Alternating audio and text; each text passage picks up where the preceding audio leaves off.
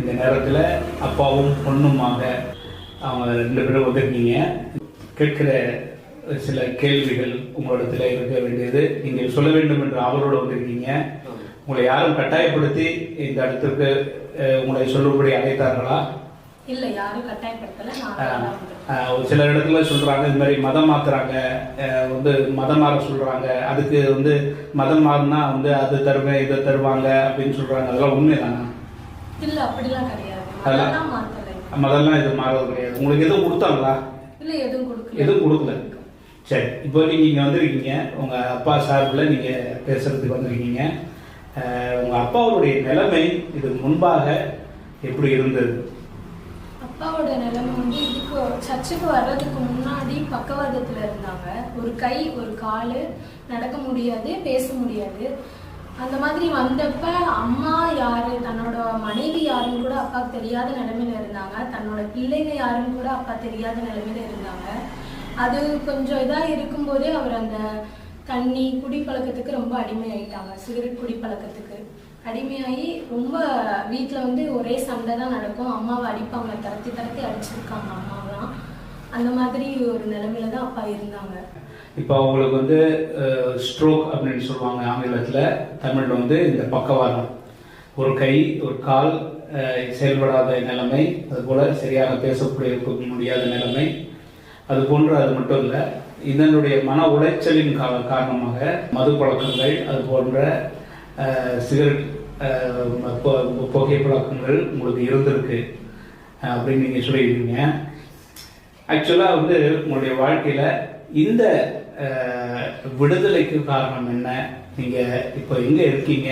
நீங்கள் எங்கே வந்திருக்கீங்க? இப்போ நாங்கள் மதுரையில் ஜெயந்திபுரத்தில் இருக்கோம். இந்த சபை தெரிஞ்சவங்க மூலமா தான் எங்களுக்கு தெரிஞ்சது. அதனால இந்த சபைக்கு வந்தோம். மதுரை ஜெயந்திபுரம் அப்படிங்கிற அந்த இடத்துல நீங்க வந்திருக்கீங்க. மதுரையில் பெரியார் பஸ் ஸ்டாண்டு பக்கத்தில் உள்ள ஜெயந்திபுரத்துக்கு நீங்க வந்திருக்கீங்க. இங்கே ஒரு சபை இருக்கிறது என்று கேள்விப்பட்டிருக்கிறீர்கள். கேள்விப்பட்டு இங்கே போனா உங்களுக்கு ஏதாவது நடக்குமா அப்படிங்கிற ஒரு எதிர்பார்ப்போடு நீங்க வந்திருக்கீங்க, அப்படித்தானே? சரி, இப்போ இவருடைய இங்க வந்த பிறகு இவருடைய நிலைமை என்னவாய் மாறிட்டது? இங்கே வந்ததுக்கு அப்புறம் அம்மா ஒவ்வொரு வாரமும் மெசேஜ் கொடுப்பாங்க. சோஃபி அம்மா மெசேஜ் கொடுப்பாங்க. அந்த மெசேஜை கேட்டு அப்பாவோட ஒவ்வொரு நாளும் மாற்றம் அடைஞ்சது. கால் சுத்தமாக நடக்க முடியாமல் இருந்தாங்க. கால் எட்டு வைக்க ஆரம்பிச்சாங்க. இப்போ அப்பா அந்த கால் வச்சு வேலைக்கு போயிட்டு இருக்காங்க. சுத்தமாகவே அப்பாவால் பேச முடியாது. இப்போ அப்பா பேசுறது புரியுற அளவுக்கு, அந்த அளவுக்கு கர்த்தர் அற்புதம் செஞ்சிருக்காரு. இப்போ அவங்க வேண்டுதல் பண்ணின பிறகு, உங்களுக்கு ஜெபம் பண்ணின பிறகு இப்பொழுது அவரால் என்னென்ன செய்ய முடியுது? இப்ப நார்மலா இருக்காங்க, வேலைக்கு போறாங்க, அவரா நடந்துக்கிறாரு. முன்னாடிலாம் அப்பாவுக்கு சாப்பாடு கூட சாப்பிட முடியாது. கையில நாங்க தான் எடுத்து ஊட்டி விடுவோம். ஆனா இப்ப அவராவே சாப்பிட்டுக்கிறாங்க, அவரா நடந்துக்குவாரு. வேலைக்கு இப்ப போறாங்க, அதான் பெரிய விஷயம். எங்களை அவர் இப்ப வேலைக்கு போய் எங்களை அவர் காப்பாத்திட்டு இருக்காரு. அந்த நிலைமைக்கு அதாவது கை காலு இது ரெண்டும், ஒரு கை கால் செயல்படாத நிலைமை, அதோடு கூட தாமாக சாப்பிடவும் முடியாது.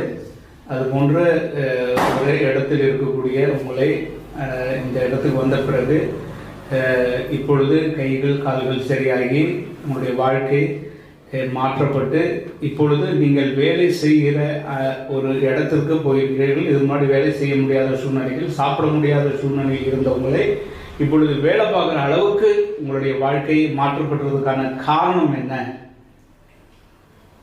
இங்க ஆண்டவர் முழுமையா அப்பா ஏத்துக்கிட்டாங்க. ஏத்துக்கொண்டு அந்த ஒவ்வொரு வாரமும் கொடுக்கிற செய்தி அவருக்குள்ள போக ஆரம்பிச்சு.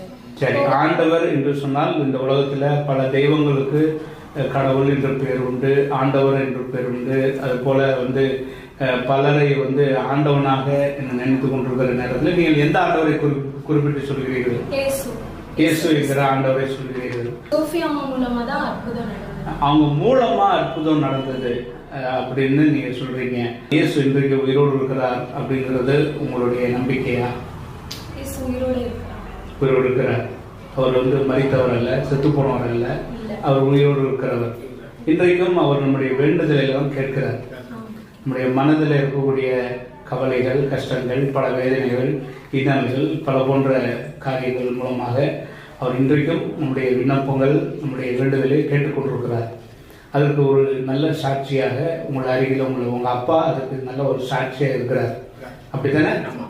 ஆமாம். நம்ம பாருங்க பேச முடியாத எப்படி பேசுகிறாரு பாருங்க. ஆமாங்கிறாரு. சரி, அவர்கிட்ட நிறைய பேசலாம் நம்ம. ஆனால் வந்து இன்னும் நல்லா பேசும் திறனுடையவர்களாக இன்னும் நீங்கள் மாற, அது போன்று இன்னும் நல்ல முழுமையான சந்தோஷம் சமாதானம் பெற நாங்கள் உங்களை வாழ்த்துக்கிறேன். நல்லா பேசுவாரா வீட்டில்? நல்லா பேசுவார். உங்களுக்கு நான் நினைச்சேன் அவர் அமைதியா இருக்கிறாரு இப்பொழுதுமே. முன்னாடி பேசவே மாட்டாங்க, இப்ப பேசுறது புரியுது. அவராவே நம்மள கேலி பண்ணி கிண்டல் பண்ற அளவுக்கு இப்ப பேசுறாரு. கேலி கிண்டல் பண்ற அளவுக்கு அவர் பேசுறாரு. ஐயா உங்க பேர் என்ன? ரவி. உங்க பேர் ரவி. பாத்தீங்களா, பேச முடியாதவரால பேச வைக்க முடியும் இந்த இயேசு. அப்போ எவ்வளவு பெரிய ஆண்டவர், எவ்வளவு பெரிய தேவன். இந்த இயேசுவை நம்புகிறவர்களுக்கு கண்டிப்பாக வாழ்க்கையில மாற்றம் உண்டு என்பதில் எந்த சந்தேகமும் கடுகளவும் எந்த ஒரு ஐயமும் இல்லை. அது போன்ற ஒரு நிலைக்கு நீங்கள் வந்து இங்க வந்து நீங்கள் சாட்சி சொல்லியிருக்கீங்க. இயேசு உயிரோடு இருக்கிறார் என்பதற்கு நீங்கள் ஒரு சாட்சி. இதே போன்று அதிசயங்கள் அற்புதங்கள் உங்கள் வாழ்க்கையில் ஏராளமாய் நடக்கும்படி உங்களை வாழ்த்துகிறோம். வணக்கம் ஐயா.